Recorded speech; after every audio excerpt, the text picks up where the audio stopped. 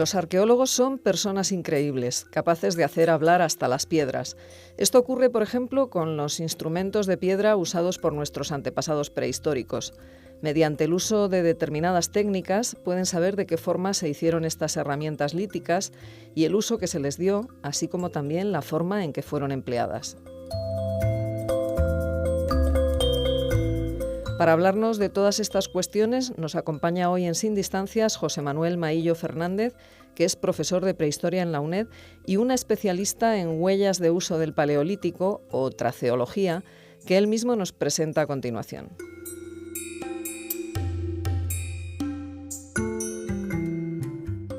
Hola a todos. En muchas ocasiones habréis escuchado o os habréis preguntado sobre la utilidad de los distintos utensilios de piedra de nuestros antepasados del Paleolítico. Raederas, puntas, denticulados, muescas, a todas ellas se les ha dado una función más o menos clara. Pero, ¿cómo sabemos los especialistas que un determinado utensilio tuvo una función o tuvo otra? ¿Siempre se usaban para lo mismo o qué vida útil tenían? Si os quedáis con nosotros, descubriréis la trastienda científica que intenta responder a estas dudas. Y para ello tenemos en el programa de hoy a Belén Márquez, que es investigadora del Museo Arqueológico Regional y una de las responsables de los yacimientos de Pinilla del Valle de los Neandertales, y que es especialista en huellas de uso del Paleolítico. Hola, ¿qué tal, Belén? Hola, buenos días. En primer lugar, lo primero que tendríamos que hablar es preguntarte qué son las huellas de uso o cuál es la disciplina que la estudia, ¿no? Bueno, pues más que huellas de uso, a mí me gusta más hablar de traceología, que es una palabra espantosa, pero sí que está más cerca de lo que estudiamos. Estudiamos todas las marcas que quedan en las herramientas, ya sean de piedra, de hueso, de metal, las marcas que quedan producidas por su uso o producidas durante su fabricación, o las huellas de los mangos que estuvieron adheridos a ellas. ¿Pero estas huellas de uso se ven a simple vista o usamos algún tipo de microscopio? ¿Cómo es la metodología que usa? Bueno, pues algunas de ellas sí se ven a simple vista, y cuando utilizas una piedra lo normal es que se te rompa si estás trabajando sobre algo que está muy duro. Entonces quedan unas fracturitas que se pueden ver a simple vista, pero lo normal es que tengamos que utilizar microscopios.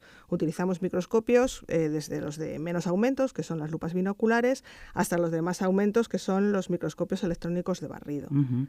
Y otra de las cuestiones que siempre me han llamado la atención en la traceología es, sabemos que son de unas huellas de uso, pero ¿cómo sabemos? O sea, ¿se queda en todas las piezas? Bueno, lo sabemos porque hacemos experimentos.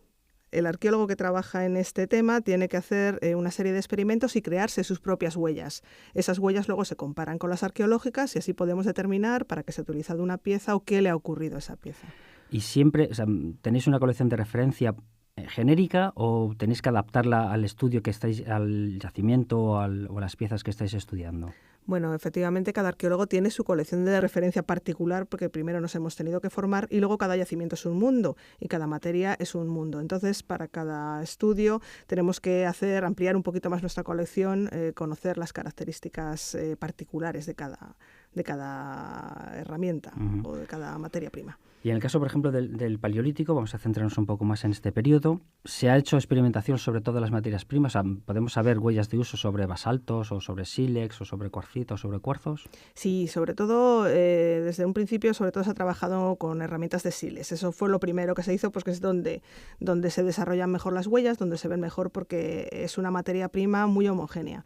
Pero últimamente se está trabajando sobre materias bastante más complicadillas, por ejemplo, los cuarzos, los basaltos y otro tipo de piedras más raras. Claro, que son de por sí también complicados también para ver desde un punto de vista tecnológico, con lo cual me imagino, claro, que la traceología también es más compleja. Exacto, pero por ejemplo para yacimientos muy antiguos, africanos, por ejemplo, casi todas están hechas en basalto, en cuarzos, y hay que hacerlo. Es que no hay otra, claro, porque no hay sílex, no lo hacían con piedras tan bonitas y tan fáciles de trabajar.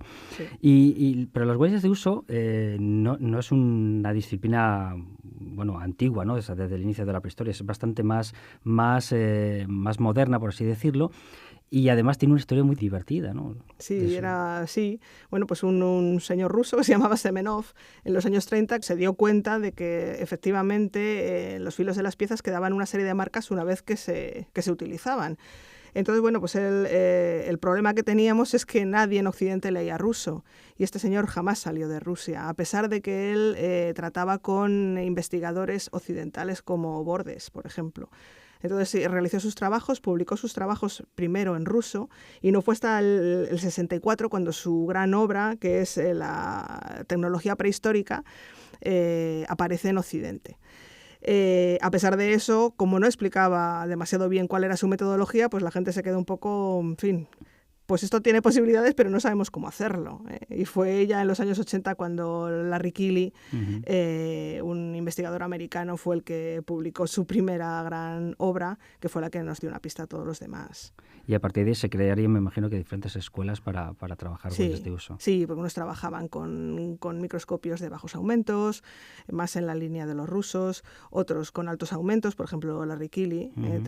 Hablamos de altos aumentos pues cuando trabajamos a 200 o 500, a partir de ahí en adelante, o 500 aumentos. Y poniendo el zoom sobre las huellas de uso, ¿qué tipo de huellas hay? ¿Qué trabajos, qué tipo de trabajos se pueden identificar? ¿Se pueden identificar todos? ¿Todos dejan marcas? Bueno, pues las huellas que nosotros miramos en las herramientas hay varias, ¿no? Entonces, la más conocida son los pulimentos. Los pulimentos son es la superficie de la pieza que refleja, que refleja la luz de forma distinta a la superficie no usada. Así explicado sin ver una imagen es un poco complicado, pero realmente son partes que son normalmente más lisas, más brillantes que el resto de la materia. Eso, por ejemplo.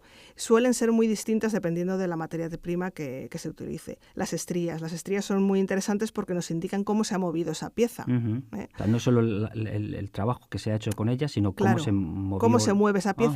Y lo bueno que también nos indica en la zona en la que se ha movido. Los desconchados. Si yo trabajo sobre una materia que es muy dura, se me parte el filo. Bueno, pues esos pequeños fragmentitos que quedan en el filo son los desconchados y también nos indican qué zona del útil nos han... Me imagino que los procesos tafonómicos, los procesos de alteración de la materia prima afectan, porque me dices que son huellas microscópicas en su mayoría, afectan los procesos posicionales a los filos, ¿no? Y me imagino que hasta podrán destruirlos. Sí. En muchas ocasiones sí, sobre todo cuanto nuestros materiales son más antiguos, lógicamente están mucho peor conservados. Pero en general se conservan bastante bien. Hay registros que realmente tenemos que desechar porque, bueno, pues hay materias primas, yo qué sé, pórfidos, incluso el sílice se altera muchísimo y hay momentos en los que no nos deja verlo. O sea que, y luego además, en las que se conservan bien, también tenemos que aprender a distinguir entre las marcas que son producidas por cuestiones naturales, por ejemplo el pisoteo, sí, claro, de las producidas por el uso. Todo ello por experimentación, me imagino. Claro, por experimentación, sí. Disposición de esas huellas dentro del útil, en fin. Claro, me imagino que además los parámetros para discernir todo esto son grandes en los protocolos de experimentación, porque no será lo mismo un rodamiento que sea un pisoteo dependiendo si son humanos o a lo mejor algunos animales. Claro. Sí, eso lo tenéis en cuenta, ¿no? Sí, todo eso hay que tenerlo en cuenta. Otra de las cuestiones muy interesantes de las huellas de uso es lo relativo a los emmangues, ¿no? Que parece que solo las puntas se podrían enmangadas, pero vemos que no, por lo que... No, hay muchísimas herramientas que se enmangan. De hecho, hay veces que si no las enmangas te cortas. Claro. Para cogerlas tienes que utilizar un mango. Entonces esos mangos, pues en los momentos más antiguos quizás simplemente sea un fragmento de cuero, un trocito de cuero, que deja sus marcas, sus huellas, que no son de uso. Que son de enmangue. Son de enmangue. Y posteriormente sí, ya tenemos restos del pegamento, digamos, de la almáciga que se utilizó para pegarlo. Normalmente son mangos de madera, que también dejan huellas, efectivamente. Y tenemos restos de mangos muy, muy antiguos. Hasta el Pleistoceno medio tenemos restos. ¿Y qué pegamento usaban? Pues, ¿lo sabemos? Sí. Hay una serie de técnicas para analizar esos restos, porque hay yacimientos en los que se conserva la materia orgánica y se han conservado directamente los pegamentos. La resina de abedul es el pegamento preferido en la prehistoria antigua. Y es complicado de fabricar, no es cojo el abedul, cojo la corteza y hago el... O sea, no es como el pino que cortas y sale, ¿no? No. Necesito darle fuego, necesito que no le dé oxígeno, necesito controlar muy bien cómo se fabrica. Claro, lo cual implica también un control del fuego, que nos indica también otra serie de conocimientos de la gente del Paleolítico. Sí. De hecho, cuando has empezado a hablar de Semenov y de Keeley, etcétera, me ha venido a la mente la pelea de las facies musterienses, ¿no? Que quizá con lo que empezó un poco todo, y era básicamente las facies musterienses del Paleolítico medio, de los neandertales, los diferentes tipos de musterienses, fase que unos investigadores consideraban que formaba parte de cada una de ellas de una cuestión tradicional, cada grupo hacía un tipo de musteriense, mientras otra serie de investigadores como Binford o como Keely consideraban que cada una de estas facies respondía a una funcionalidad, ¿no? Y se lanzaron al estudio de las huellas de uso para ver, refutar o comprobar cada una de ellas. Sí. ¿Cómo quedó la cosa? Sí, la verdad es que en aquella época se lanzaron poco, porque cuando nos hemos realmente lanzado a estudiar conjuntos musterienses es ahora. Entonces ahora ya sí que tenemos toda una serie de yacimientos en los que se han hecho este tipo de estudios y se está viendo que cuando hay un grupo que utiliza más denticulados que otro, es que realmente les apetece hacerlo así, digamos, por moda. No es una cuestión funcional, que los denticulados, por ejemplo, solamente se utilicen para una cosa, como se estaba diciendo, para el trabajo de la madera, por ejemplo. No son cuestiones ambientales. No hay explicación más que la meramente cultural. Exacto. Entonces, a ese tipo de cosas es a lo que ahora mismo tendemos a responder, más que hacer un listado de usos de una serie de piezas. Me gustaría preguntarte por varias piezas de estas paradigmáticas. Una de ellas sería, por ejemplo, las puntas de la Levallois, muy típicas, por ejemplo, se han encontrado en Siria, por ejemplo, clavadas en algunas vértebras de algunos animales. ¿Se usaban solo como elemento cinegético para pues no, punta de lanza? Realmente este yacimiento que dices tú en Umeltel aparecen clavadas, bueno, pues efectivamente se utilizan para lanzar y de hecho en algún caso han aparecido restos de la almáciga que hace ver que llevaba un vástago como si fuera una lanza. Bien. Pero los estudios de huella de uso que se han hecho muestran que también se utilizan como cuchillos. Claro. Entonces, claro, es que si nos vamos hacia atrás en el tiempo, son herramientas versátiles. Y es lo que estamos viendo con casi todas las herramientas. Si nos acercamos hacia nosotros, hacia Sapiens, digamos, ahí es cuando ya vemos que las herramientas están más especializadas por su forma, realmente. Sí, por la morfología que tienen, pero claro, Exacto. Parece de sentido común que si tienes unos grandes filos en una punta, puedas usarlo para pinchar, pero también para cortar. Pero también para luego, cortar, sí. Claro. Sí. Volvemos un poquito más para atrás, si te parece, vamos al Paleolítico inferior y vamos a hablar a mí es un término que no me gusta nada, pero que la gente lo conoce mucho como la navaja suiza del Paleolítico, sí, ¿no? sí. Como los bifaces. Los ¿Realmente bifaces. era una navaja suiza o...? Pues realmente era una navaja suiza, efectivamente. Sí, los bifaces tienen una cantidad de filo, bueno, pues todo él tiene un filo alrededor, entonces es lógico pensar, a pesar de que lo que en un principio se nos ocurre es que se utiliza la punta, sí. Pues no, se utilizan sobre todo los laterales y es estupendo para talar árboles, estupendo para descuartizar, o sea que no solamente se utiliza para una cosa. Sí, sí, y por eso se le ha llamado de esa manera, polifuncional. Pero el nombre es un poco desgraciado, sí, desde luego, no es demasiado acertado. Y, por ejemplo, en los neandertales tenemos estas piezas, las raederas, que probablemente las más numerosas en los conjuntos, ¿servían para raer, entre comillas, servían para limpiar pieles o no solo? No solo. La raedera yo creo que es uno de los útiles más versátiles que hay. Es polifuncional y corta estupendamente. O sea que tendríamos probablemente algunos para cortar, otros para raer, igual que los raspadores en el Paleolítico superior. Sí. ¿Los buriles serían para grabar? Los buriles ¿cómo sí pueden servir para grabar, pero también pueden servir como perforadores. Ajá. No, entonces, claro, alguna morfología sí podrían. Sí, o sea, algunos sí podría. Muy bien.